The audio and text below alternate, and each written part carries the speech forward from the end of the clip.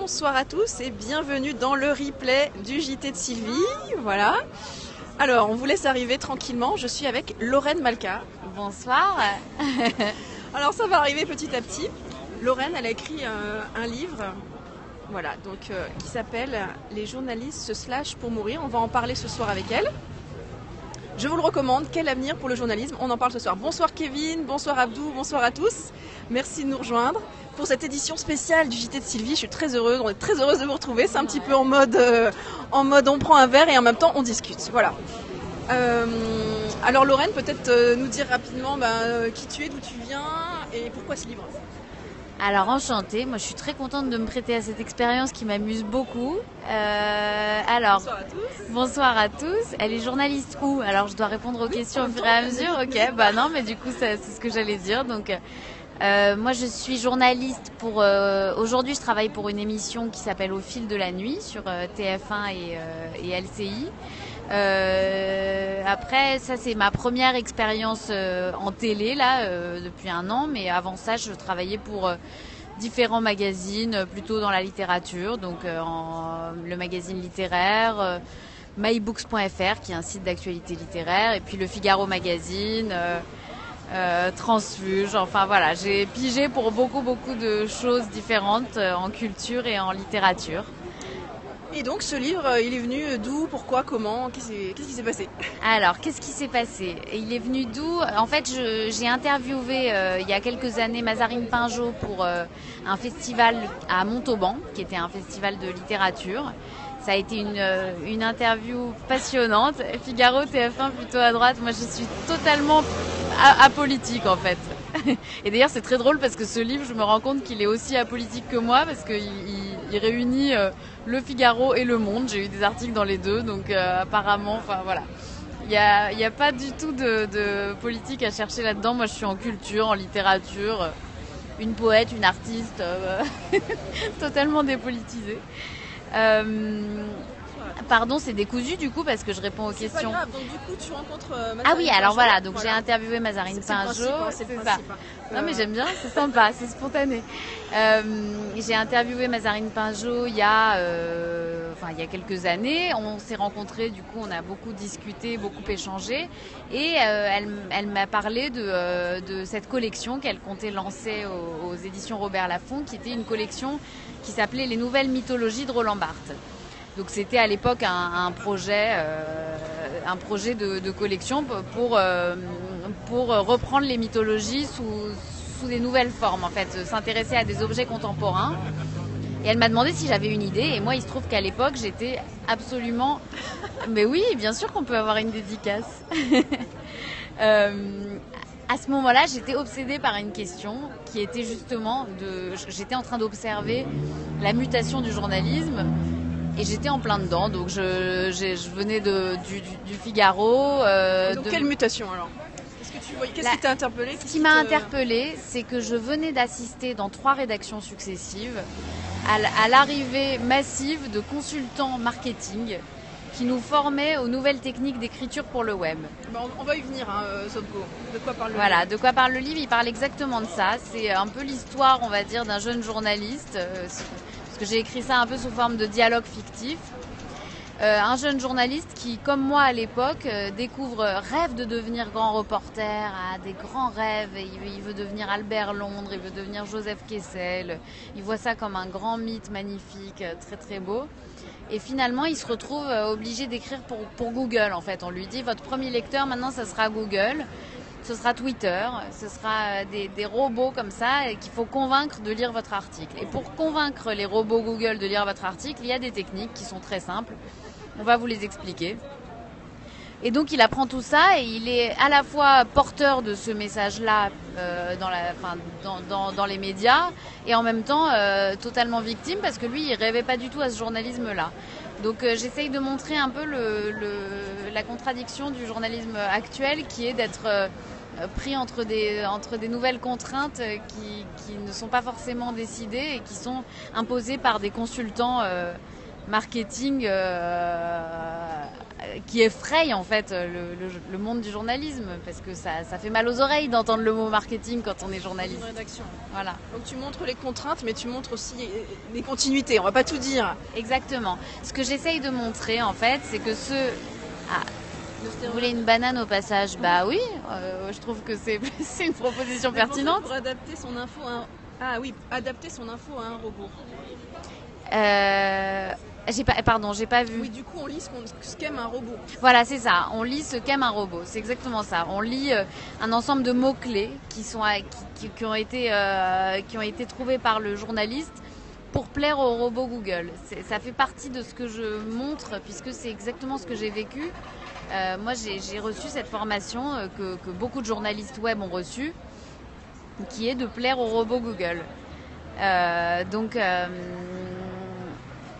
voilà, donc ce que j'essaye de montrer aussi, c'est qu'il y a cet aspect-là qui est assez effrayant pour les journalistes, qui est d'un coup d'être formé à des techniques journalistiques qui font peur.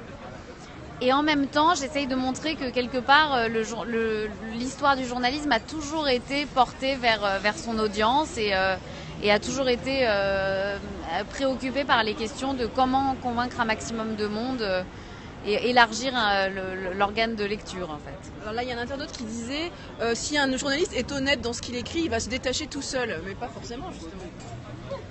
Et moi, je pense qu'effectivement, il y a ce que j'essaye de montrer, c'est qu'il y a ce conflit-là entre le journaliste et le consultant. Donc c'est vraiment ça qu'on vit à l'intérieur de la rédaction et que le lecteur ne voit pas, qui est une bagarre quand même entre les consultants marketing qui nous imposent de suivre des règles robotisées en fait, et le journaliste qui lui essaye quand même de conserver sa déontologie journalistique. Et justement, est-ce que c'est pas au dépend de l'éthique et il y a tellement, enfin, il faut produire. Est-ce qu'il n'y a pas cette question-là qui...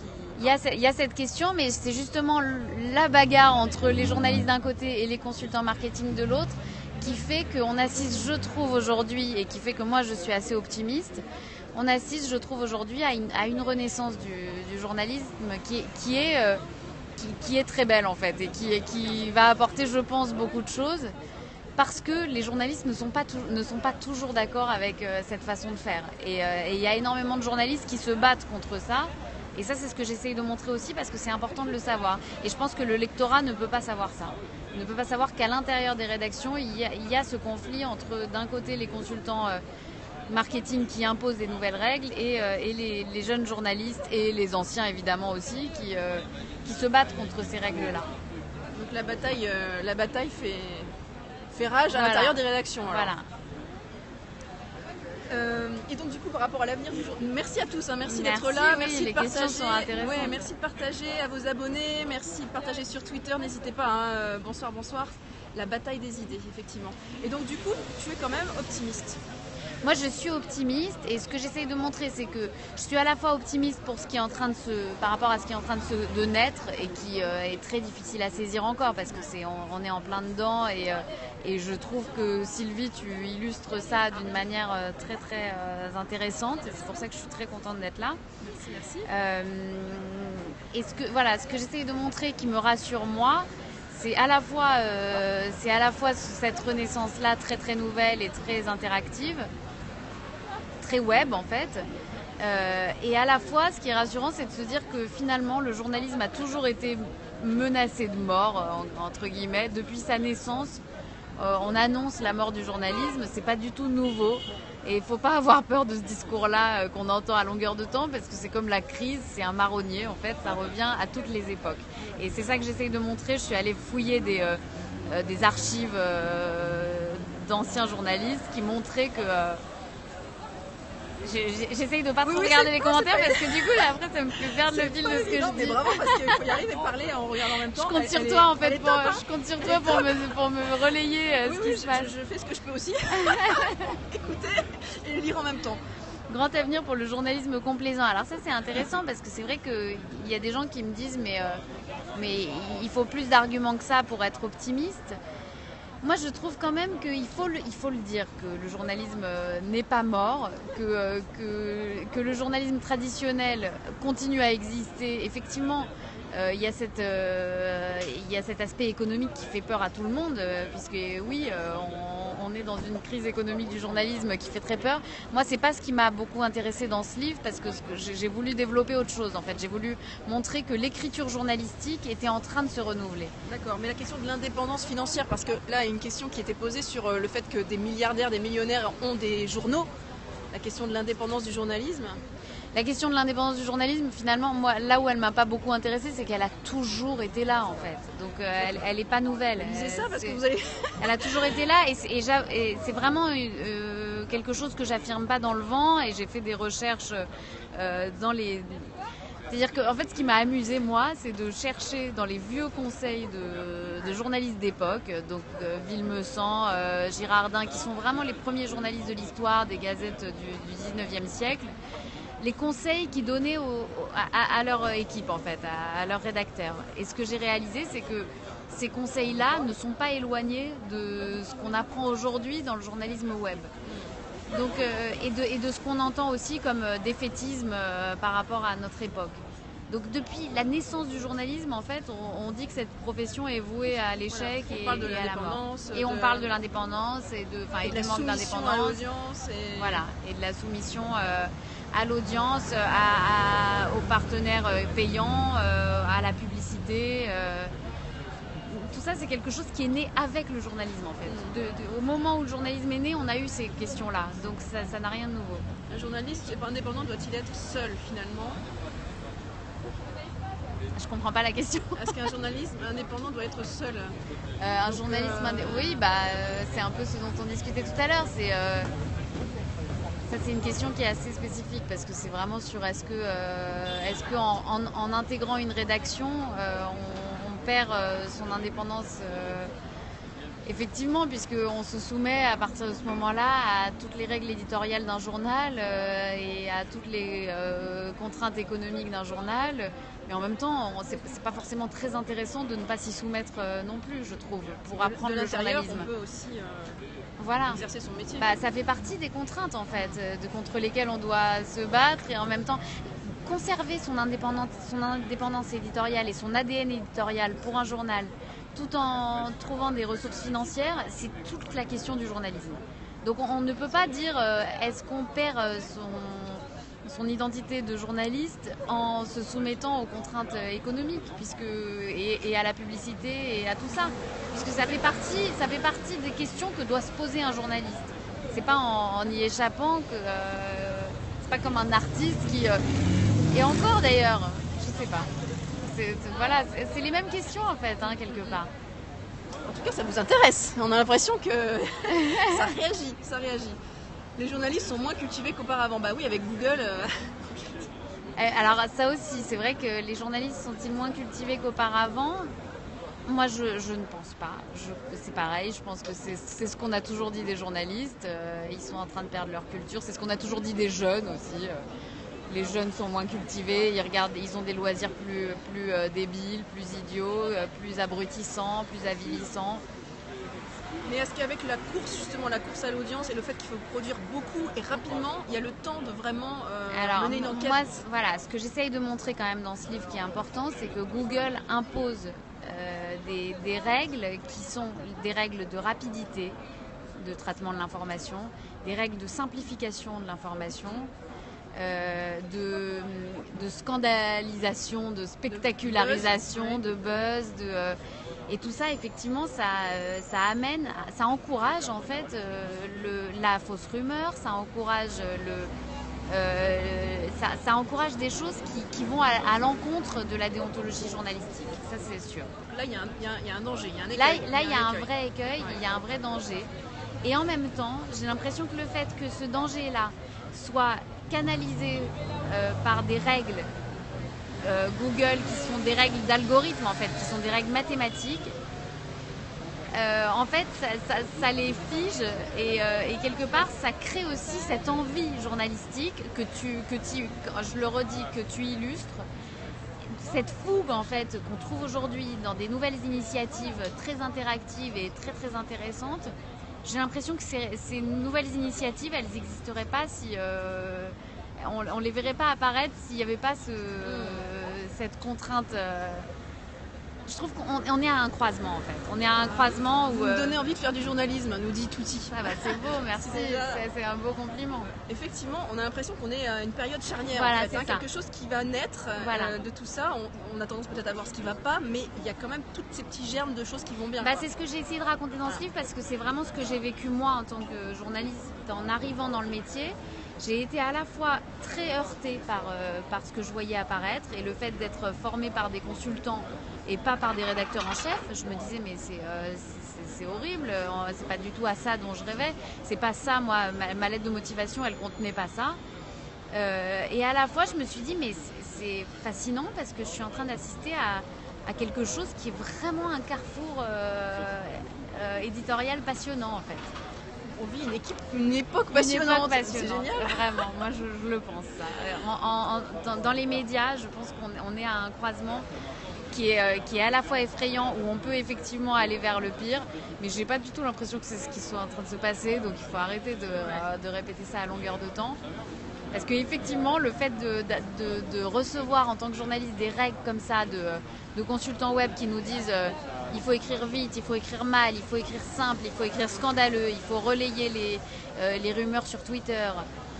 Ça nous fait, en tant que journaliste, exploser d'envie de faire des nouvelles choses intéressantes et passionnantes. Et du coup, est-ce que chacun n'est pas amené, c'est ce que disait un internaute, j'ai pas retenu, à devenir journaliste en fait, avec son smartphone, etc. Est-ce qu'il n'y a pas aussi il y a un manque de frontières, c'est ça, clair. Il y a un floutage des frontières évident, mais qui en même temps, ça aussi je le montre par des exemples très très précis, qui en même temps a toujours existé. La frontière entre les journalistes professionnels et non professionnels a toujours été floue, vraiment.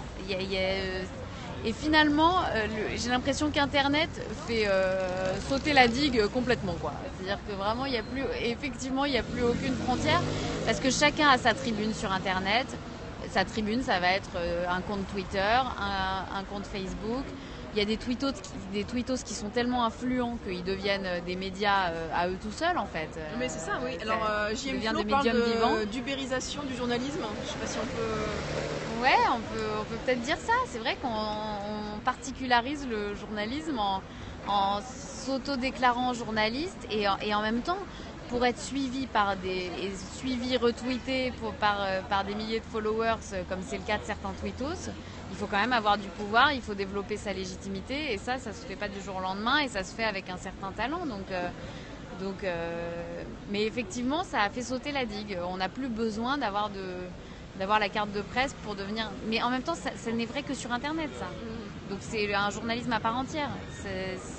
Ça n'est pas vrai dans le journalisme qui perdure encore et qui est un journalisme traditionnel de papier, et qui galère financièrement, mais qui existe toujours. Alors, il y a beaucoup de réactions, hein. On ne va pas pouvoir répondre à tout le monde. Je suis désolée, moi j'ai du mal à aller regarder les réactions, parce qu'elles m'empêchent de garder le coup. L'actualité est grave. Oui, l'actualité est grave, mais on parle du renouveau du journalisme, hein, qui est passionnant. L'actualité, certes, elle est grave, elle reste grave, mais on parle des moyens et des outils en fait, qui sont passionnants en termes de... Juste pour répondre... Et Touti qui demandait tout à l'heure quel conseil d'école tu peux lui donner en journalisme. Quel conseil d'école? Oui, CFJ, CELSA... Bon, ça c'est une petite parenthèse, parce qu'il a posé plusieurs fois la question. Non, mais c'est intéressant, parce que moi je donne pas de conseils d'école, parce que ça j'en sais rien, je vais dire des bêtises. Par contre, ce que je donne comme conseil, c'est très très rapidement de s'exercer en fait, d'envoyer des piges. Alors c'est super de faire une école, parce que c'est bien d'avoir un diplôme, et qu'on apprend beaucoup de choses dans une école, et que, moi j'en ai fait une et je suis très contente de l'avoir faite. Par contre, je pense que le principal, c'est vraiment d'envoyer des piges un maximum, et de s'exercer tout de suite en écrivant à des rédactions, en envoyant des piges à des rédactions, en faisant un blog. Oui. Est-ce qu'il faut forcément avoir une carte de presse pour être journaliste? Non, et ça c'est pareil, ça a toujours été la question. La question, c'est que non, on n'a pas besoin d'avoir une carte de presse pour être journaliste. Et la preuve, c'est qu'il y a énormément de journalistes qui n'ont pas de carte de presse. Enfin, il y a eu plein d'histoires là récemment, Pascal Clark, tout ça. Enfin bon, on va pas forcément donner d'exemple, mais il y a eu plein d'histoires de journalistes qui ont perdu leur carte de presse pour des raisons très pragmatiques, très anecdotiques, et qui pour autant sont des journalistes avec énormément de bouteilles et dont le professionnalisme n'est pas du tout approuvé. Et peut-être se servir aussi de ce nouvel outil, il a 1 an quand même, Periscope, pour pourquoi pas aussi faire sa chronique ou son enquête, enfin peut-être aussi cet outil-là. Moi je trouve que le Periscope, mais de même que créer son blog, vraiment se créer sa propre tribune, c'est aujourd'hui ça qui va être intéressant pour un jeune journaliste étudiant qui se lance dans ce métier. Plus que le choix de telle ou telle école, ce qui est important, c'est vraiment je pense, la pratique, et aussi le fait d'écrire un blog. À bientôt, Daniel. Tout à l'heure, tu me disais, Sylvie, que tu craignais peut-être je pense pas que ce soit un secret, d'être trop spécifique dans tes choix de sujets. Moi, je trouve qu'aujourd'hui, Internet, les réseaux sociaux sont faits pour justement s'adresser à des communautés et à des niches. C'est ça la spécificité d'Internet aussi, c'est de s'adresser à des créneaux très réduits et en même temps au grand public. Mais Internet est fait par il y a vraiment des communautés, quoi. Donc je trouve que ce qui est intéressant, c'est d'écrire un blog, par exemple, quand on veut se lancer. Voilà. Ou d'avoir une page Twitter où on commence à devenir un peu spécialiste d'un sujet. Évidemment qu'il faut être pluridisciplinaire et s'intéresser à beaucoup de choses, mais devenir spécialiste d'un sujet, ça permet quand même d'être suivi par une communauté bien spécifique, et ça c'est intéressant pour un jeune journaliste aujourd'hui. Bon, en tout cas, on vous sent à fond. Alors, AO, peut-être que je vais bientôt te bloquer parce que ça commence à être un petit peu pénible, mais bon. En tout cas, ça réagit pas mal. En tout cas, s'il y a des demandes de conseils sur des jeunes journalistes qui se lancent, je trouve que ça fait partie aussi du sujet, même si c'est pas forcément, c'est un peu périphérique par rapport au thème vraiment précis du livre, mais en même temps pas tant que ça, parce que c'est vraiment c'est la prolongation. C'est vraiment c'est ce qui fait partie du journalisme actuel, c'est de se demander comment on peut devenir journaliste aujourd'hui. Et bon, je te bloque. Ah. Bah non, non, t'es d'accord ou quoi? Au revoir, parce qu'il est quand même un peu relou. Voilà. C'est dit gentiment. Voilà. Commencer dans les radios locales, ouais, tout à fait. Après, mais ça, je veux dire, les expériences de différentes rédactions, elles apportent forcément du plus, et plus on va tester de rédaction, plus ça va être intéressant pour développer sa pratique et savoir ce qui vous plaît les uns les autres. Mais je pense que ce qui est important aussi aujourd'hui, et ce qui est spécifique à notre époque aujourd'hui, c'est vraiment de se chercher, entre guillemets, de se chercher une personnalité journalistique, en fait, via les choses qu'on a, les outils qu'on a aujourd'hui, donc Twitter, le Periscope. Et on en a plein. On en a plein. Voilà, se créer ses propres tribunes. Donc ça peut être à travers un blog personnel, ça peut être à travers un blog collectif, mais en tout cas se trouver une personnalité journalistique qu'on va pouvoir présenter à une rédaction en disant voilà, moi je suis un tel, quoi. Moi je suis cette personne-là, je suis suivie sur Twitter pour ça, parce que j'apporte ça. Et oui, la question là, faut-il se spécialiser dans un domaine? Je pense que oui. Je pense qu'aujourd'hui c'est très important, et c'est un peu notre spécificité s'il y a quelque chose qui est propre à notre époque, c'est ça. Ouais. C'est le fait de se spécialiser dans des sujets et du coup d'être retweeté, en fait. C'est comme ça qu'on est suivi sur les réseaux sociaux. Je dis retweeté, je veux dire bientôt ce sera pas Twitter, ce sera autre chose. Mais c'est ça qui fait qu'on est suivi aujourd'hui et qu'on peut arriver dans une rédaction en disant j'ai déjà une casquette. Je pense, hein. Je sais pas ce que t'en penses, mais il me semble que c'est important. En tout cas, je vois qu'il y a une vocation qui est en train de naître. Là, Touti est à fond, il pose plein de questions. Super. Donc, mais vas-y, lance-toi. C'est vraiment intéressant d'avoir des réactions comme ça. Voilà. Bon, je crois qu'on a fait un bon... Il y avait une dernière question peut-être sur ce que tu penses du niveau de l'information aujourd'hui en France, le niveau de l'info. Alors, je sais pas si on peut répondre rapidement comme ça. Le niveau de l'info aujourd'hui en continu peut-être, tout ça. Non, mais c'est vrai que moi je pense que là, si on parle vraiment d'aujourd'hui, je pense que le niveau a baissé, et ça on le remarque tous. Bien sûr, sur Internet. Pourquoi? Parce que les rédactions ont réagi très très vite à ce phénomène des robots Google à qui il fallait plaire, etc. Il fallait prendre le train en marche. Donc ils ont tout de suite fait appel à des consultants très vite pour trouver des solutions pour plaire à Google. Et ça a été un vrai problème. Il a fallu réagir tout de suite. Donc quand on réagit tout de suite, on réagit un peu bêtement.